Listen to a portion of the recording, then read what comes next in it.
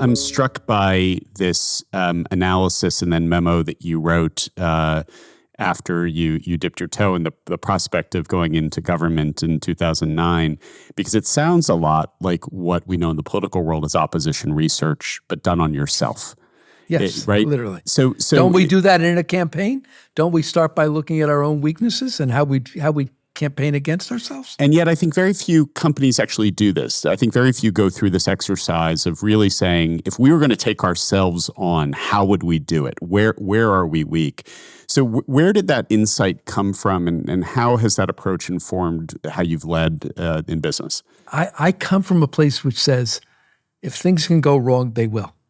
Nobody guarantees me success. I come from a place which says the way I care for this is to make sure I do today what I need to, what's going to have mattered in 2 or 3 years. I come from a place that says the time to really figure out what's going to matter tomorrow is today. If you allow me, I want to just tell you a quick story. Please. I have a principle I use in business that came, like many things, from my own personal experiences in life. I call it the pre-mortem. I watched both my mom and dad pass away. And this is 20 and 30 years ago. And when I watched them pass away, I came to realize there's a judgment day. And if you don't have a traumatic illness, you have an opportunity to review your life. And you look back on your life and you say, did I do it well? Didn't I? Did I make good decisions or not?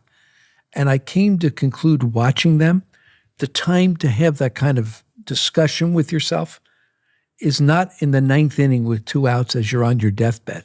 The time to have it is in the 6th inning, the 3rd inning, when you're in your 40s and your 60s, and you have the chance to define what it is that you're going to respect on your deathbed.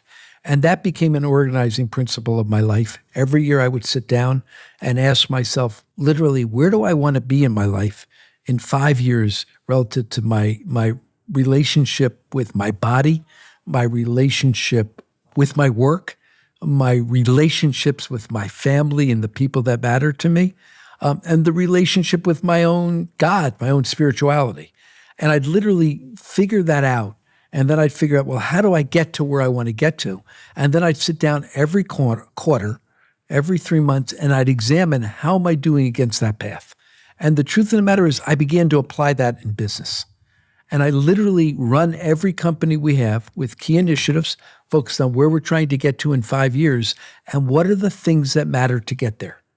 And I will tell you that in that same context, a lot of what informs my thinking is to say, what's going to take away this thing that I'm the steward of? What's going to hurt this organization that matters so much to me that I need to care for? And not what's going to get me tomorrow, but what's going to get us in a year and 2 and 3. And when you run a large company, and my company had in excess of 100,000 employees, I had billions of dollars of shareholder capital. There's a powerful burden that rests on your shoulders to care for them. And if you're going to care for them, the way to do that is to think today, what's going to get you tomorrow? And that's been a hallmark of our work. And frankly, it's been part of the core of the success of Kava.